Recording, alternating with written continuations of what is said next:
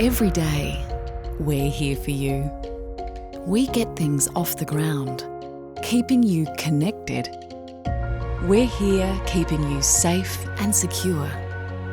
We keep things running smoothly and know the importance of giving back. Every day, we're here. ARA. Here for you. Here for good.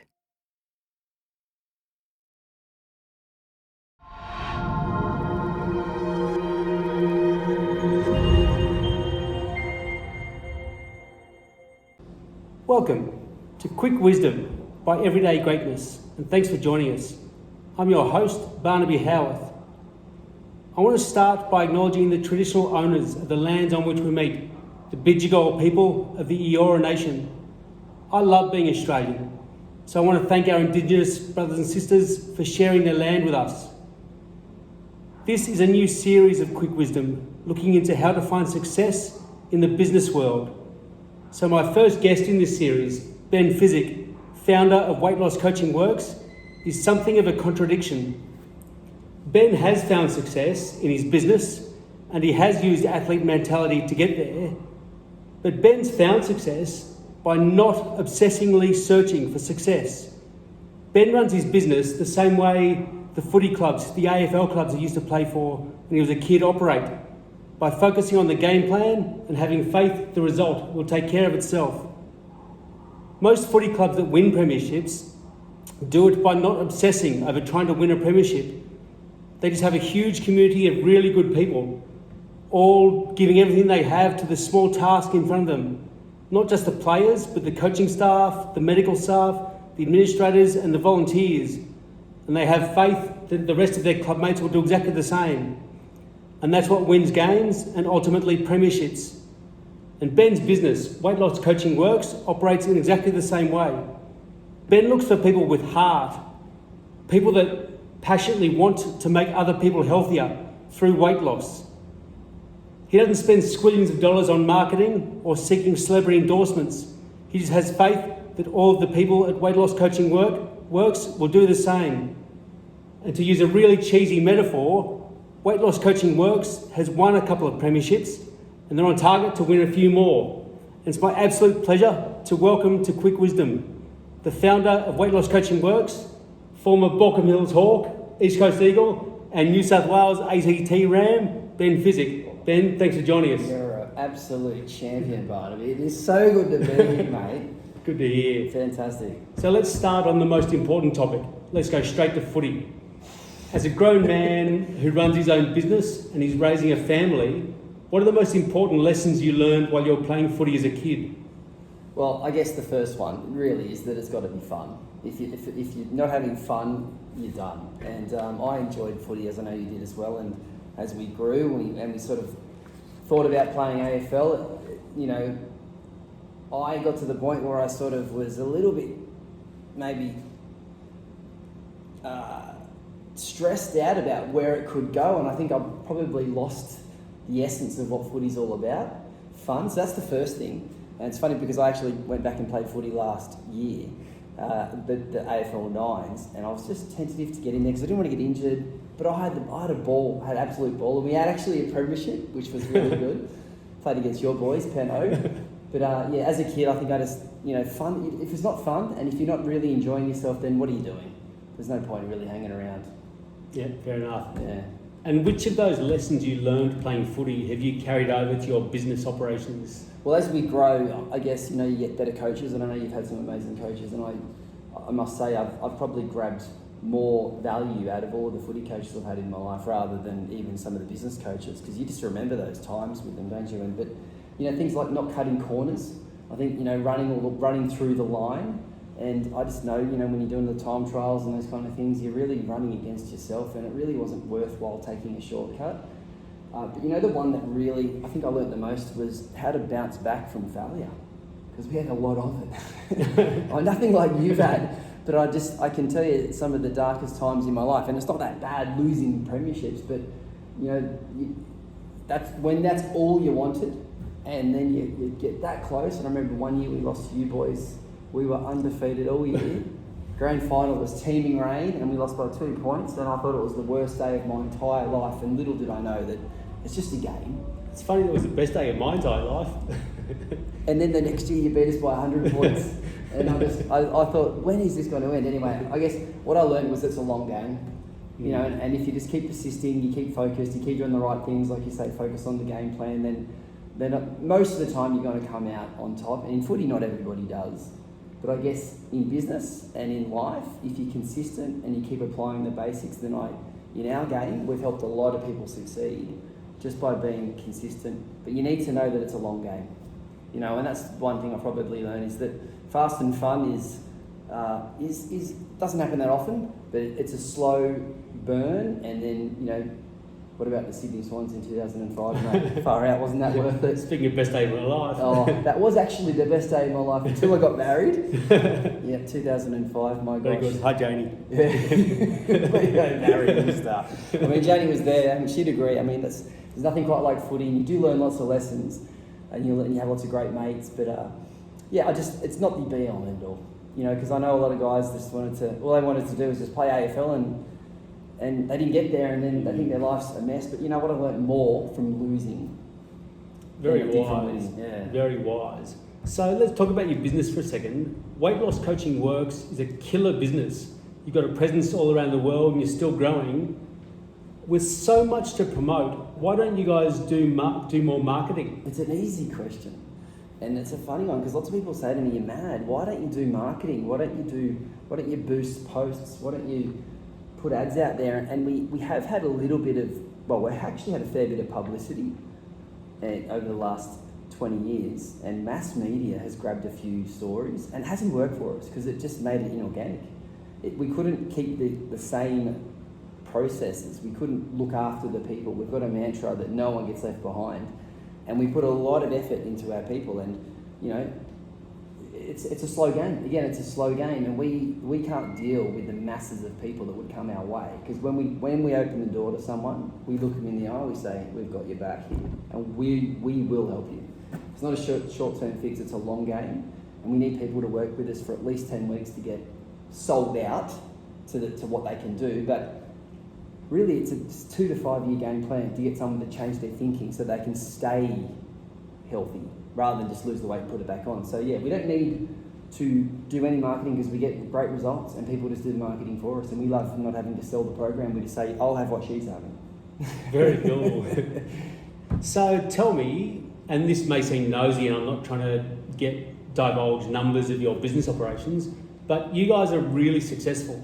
So just give us an idea on where you are and where you're going and how you're growing at Weight Loss Coaching Works. Yeah, it took a long time too, Barnes. I mean, I know I'm 45, you're probably 44, 45, and you know, sometimes you wake up and go, "How did that happen?" But you know, it's 20 years last month that we've been in business. So I met up with an amazing leadership coach a couple of years ago a guy by the name of John Maxwell.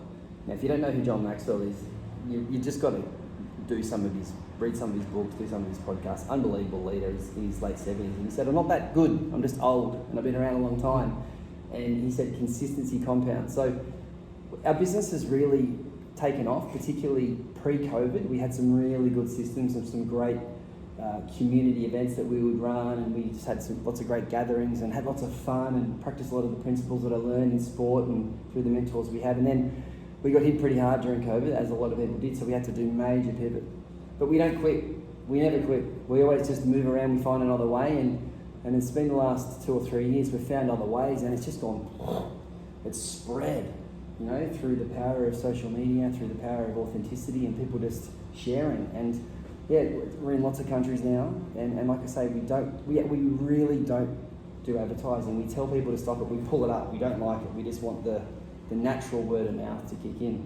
So yeah, it's I don't know all the numbers, but I mean, we're in the vicinity of around 100,000 people now that have sort of gone through the program. But you know, that's nowhere near where I know it can go. I've seen the end of the tape. That must feel I jumped in the DeLorean and I've looked forward and I can see it so clearly where it's going to go. You know, I'm pretty focused on helping a lot of people. Now, I'm just noticing your hat, Health E. Yeah. I was about to ask you, how important have the old friendships you made while you were playing footy been to you in your business and in helping communities? Yeah, you know, you meet lots and lots and lots of great people, and you pick up, like they say, it's caught not taught. You know, and you hang around people and you learn, you know, values from people. So I think values is everything. And our healthy, that's an acronym for there's 7 core values that we live by, and we don't just have them on the wall. We have them in our hearts. We live by them, and if you ask anyone who joins the program, they know them backwards. And that's what I think is the secret to the success of our business. And because I think the values creates the culture. And I've been a part of some amazing clubs, as you have as well, mate. And I love the fact that you've been deep in the trenches of, I think, one of the best clubs in the world, like the Bloods culture. And I'm the biggest fan ever. I mean, like, I'm just getting my hair in the back of my neck standing up now. I mean, even that game when Nick Davis kicked 4 goals in the last quarter, and and then just when Leo took that mark, but it's just the no dickhead policy, isn't it? And I think our mantra of no one gets left behind, we stand by that, but you've got to really be vulnerable and pop your hand up, and you've got to be a genuine person and put in and add value to the table. And that's what a lot of our people have done. So John Maxwell says that, first of all, you need to value yourself, then you need to value others, and then you add value to them. So we live by that mantra, but I think it's really important that you have values within your team or your club or whatever organisation you're running. Yeah. So that's a lot of wisdom there. But let me ask you, how did any people, not just you and I, but how do people in general who play for different football clubs have different opinions, different means to win? How can they just get along? How can they put their differences aside and respect each other enough to get along? Well, I think it comes down to the leadership within the club, doesn't it? I think it's really important to have a great coach, good. And back when we were playing, we really had 1, 2, 3 coaches. These days, there's a lot of coaches across the club, and then there's your president and there's the board. So I think you've all got to be on the same page, but I think it's leadership driven. And I think that whoever's leading the ship, there's a lot at stake. You've got to basically make decisions to do the right thing rather than cut corners, and sometimes you're going to get caught out. Maybe not 1 or 2 years later, but maybe 10 years later you'll get caught out. So I think those things that you do, those 1%ers, you talk about the 1%ers, those acts that people don't often see, or you call them the incidental fluffy acts or something. Yeah, fluffy intangible stuff. I like it, yeah. It's those tiny little things that you just think no one's watching that just add up over time. So yeah, I think that's got to be inbred from the leadership. And I love seeing when a player moves clubs, and they've probably had a bit of a tough run over here, but they'll come in, and it's a fairly good chance, if it's a good quality environment, they're gonna grow into that environment. They're going to be part of the tapestry, and I think it's rare that they get pushed aside and they just spat out the other end. And I went down to the Geelong Football Club 2 weeks ago. I got stuck in Melbourne overnight. I was down in Geelong to see a mate for his party, and my flight got cancelled, so I just stayed an extra night. I'd never been to Cardinia Park, so I just took an Uber out to Cardinia Park, pulled out of the car, saw Patrick Dangerfield. He's walked straight towards me. He said, "Hey, how you going?" I felt like I knew him, and I said, "Thanks for having me here. What should I do? What can I do when I'm at the Cattery?" He said, "Go and have a coffee in there. Go and chat to some players or whatever." And they were all in there, and it was just a beautiful vibe, a beautiful culture. And I think, it's not just Geelong that have got that. Lots of clubs have got that, but I think it's a club. It's important. It's a club, and I think it's not just the players; it's the whole environment. And I think it comes from the leadership, though. So I think a lot of the club's success will come from a Paul Roos or a Vince Lombardi or a Chris Scott, or Alistair Clarkson, who's got a bit of a dynasty downline of him as well, hasn't he, from all different coaches. So yeah, I like analysing that stuff. Yeah. And but I think it comes down to the values and the way you treat your players and the way you make them feel. Well, let me ask you about leadership then. There's a lot of leaders or aspirational leaders who see what other leaders do and try and copy them by just talking the talk. So you're saying that leaders need to walk the walk every day. They need to be respectful, kind, and how they act is what people will follow. Yeah, and it's who you are behind closed doors as well. Not just on, when the lights are on you, or when you're on stage, or when you're at a press conference, or whatever it might be. I mean, I've listened to a lot of stuff you've done, mate, and I know you talk a lot about authenticity, and I think being an authentic leader is just really, really important. Being someone who will go first, someone who will stand up for the troops and do the right thing. Yeah, and you can copy. I mean, there's plenty of people that I admire in the sporting world. I just copy them. Look, I've probably said this already, but it's caught, not taught. And I think the more you hang around that kind of environment, it's going to rub off on you. Mm. So, yeah, I think I love in the AFL and a lot of sports these days that a lot of the coaches go and look into other clubs and they see what the other clubs are doing. So it's not necessarily about the game plan, it's more about the culture and looking outside the box and thinking about what are the things we can do to kind of foster a great environment which has got a great culture. Yeah. Yeah. So speaking of great cultures, let's go away from business and talk about your family. What do you teach your children, and then when you walk away think, my goodness, I sound like my old coach? What lessons have you taught them that come from your footy background? Oh, see, my wife Janie is completely different to me, so that's why we work well together. We're so different, and I am pretty driven, focused. You know, work hard, go out and give it your best, get back up again. You know, push hard. And I think that's not everything. You know, that Tommy Hafey kind of, you know, go out there and be nothing more tigerish than a wounded tiger. So I've always taught my kids to give it their best, but we just want them to feel loved. We want them to look out for any person. I don't want them to be, disrespectful to anyone. You know, I love the fact that you basically acknowledge the custodians of the land. I love just the respect that we have for our elders as well. So just to do the right thing. Work hard, have fun, and we've never, ever, and I thought I would growing up that, you know, I'd be like, oh, you've got to play footy, you know, and our boy, a couple of them play, like, Billy's now given up footy because he's dedicated to his performing arts. He's 12 now, so he wants to be a triple threat. He wants to go out and go to Broadway, so he's singing, dancing, acting. Go Billy. There's no chance for footy, so he's given that up.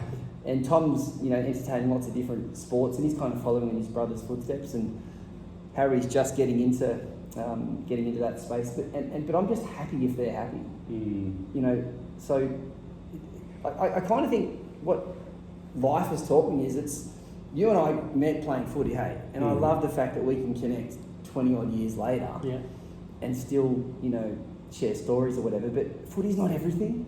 I mean, sometimes it's just a start to give you a platform to do whatever it is that you want to do, you know. So we just want to teach them that they just need to work hard, have fun, treat people right, and, you know, we'll love them no matter what, eh? Very wise. Now, you've talked a lot about success in business being a long-term game and things are caught, not taught, and it's all about planting seeds of small goodness over a long period of time. What do you say to people that want immediate results in business? I assume you get a lot of people ask you about business success. Yeah. A lot of people can't wait to cultivate relationships. What do you say to them? It's going to be difficult. Yeah. It's difficult. I mean, there is the old success overnight. It doesn't happen very often. I think it never happens. You just don't see what happens behind closed doors. Some people have been working a long time at cultivating relationships and building up their confidence, and it might be through sport or some kind of discipline, and then they fall into our business, for example, and they go, whoo, and people look over there and go, how did they do that? And I've been here working hard, but they were doing something prior to that. So there's always a build-up. So you've got to give up to go up. And there's a great story about the bamboo tree. I don't know if you know about the bamboo tree, but they say you plant a bamboo tree and it sometimes for years, 4 or 5 years, it doesn't grow. And then literally almost overnight, within a few months, it just shoots up hundreds of feet. And it was the roots were growing. It was the foundation. It was, so that it could hold itself steady when it grew tall.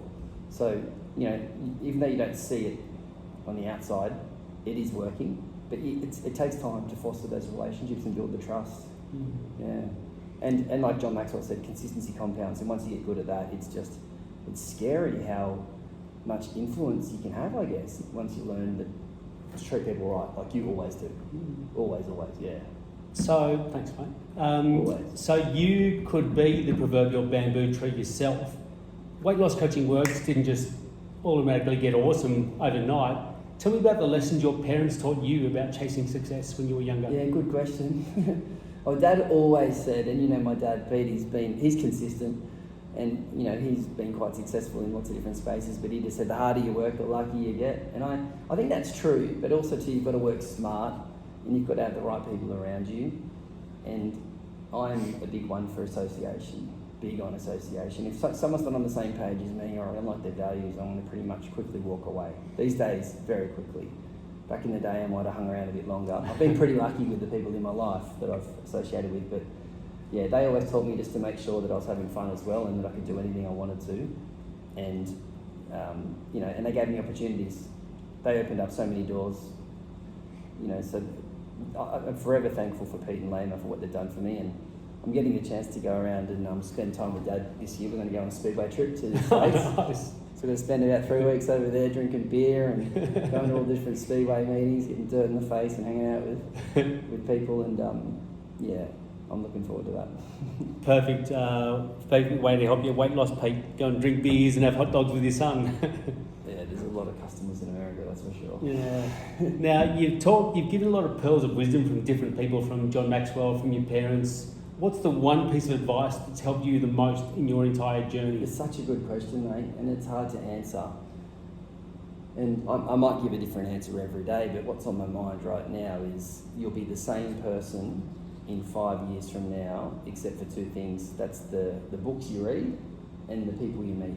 And I've heard quite a few people say that, and it's a lesson in life that if you're not growing, you're falling backwards. And you'll grow through reading and through hanging out with the right people. And they'll test you, they'll stretch you, they'll lift you up, they'll give you the truth sometimes, and I think it's super important. So yeah, I'm always very intentional about what I'm putting into my ears every day, super intentional about what book I'm reading. I spend a lot of time working out what that next book is that I've got to read so I can not only provide value to myself, but provide value to some of our leaders in our team so that they're growing as well. So constantly asking people for book recommendations, and just constantly just working with great people, hanging out with them, just watching and seeing the way they go about it. Yeah. It's not rocket science, is it? Mate, I mean, it's so easy these days too, because you can follow just about anyone in the world if you want to. Yeah. But you can also follow people that are probably not the real deal. So you've got to be mindful going down those rabbit trails, because most of it's free. Like, there's an enormous amount of free content. And you've just got to spend a lot of time filtering it, perhaps, and unfollowing and thinking about, do you really want to follow this person? Yeah, I'd rather listen to the 5 or 6 speakers rather than 100 different ones. I'd rather go deep with someone that I really admire and want to learn from. And it's so easy to do these days. Very true. Yeah. So you're a very humble man. You don't like to get up on your soapbox and tell people how good you are, but you have done pretty bloody well, mate. Your business has done well. You've got a cracking family. Your boy just won first place at a swimming carnival. When you have a quiet time to sit and look in the mirror and reflect on your journey as a young man to a young adult to an adult, how do you feel about your journey? Yeah, it's a great question again. I every day that I'm lucky enough to get out of bed, I put my feet on the floor and I say, today's going to be a great day. And this morning I jumped out of bed. I had a great weekend. I was up on the Gold Coast at a conference and I just jumped out and was like, let's go. And I was actually really excited about catching up with you today. And I always write down what's my vital priority for the day. And I said, today's the day to work with Barnaby. And I haven't been with you for a while, mate. We've had a couple of chats on the phone and online, but being like this is a privilege. And so I wanted to evaluate as much as I could to you today. So that was my priority today. And I wrote that down. And then at the same time, Harry came up to me and said, are you going to come and watch my swimming carnival today? And I didn't know about it because I missed the memo.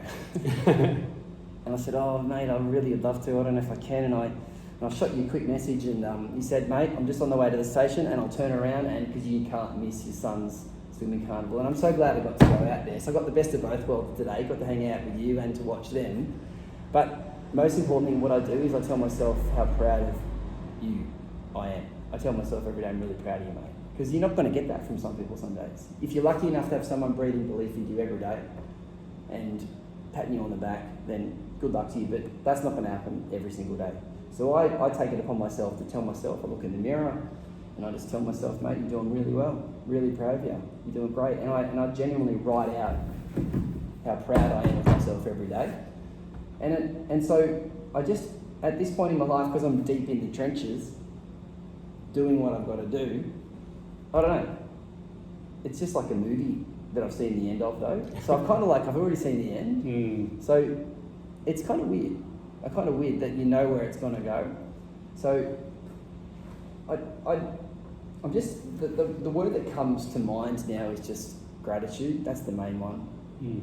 And I know that you'd be big on that as well. And you've had an enormous amount of things go wrong in your life, but it's actually a blessing when things go wrong. And we're in an amazing country, so I just think we've got to take the ball, run with it, do whatever we can just to make a difference, and skid in sideways and say I gave him my best shot. And that's who I am, mate.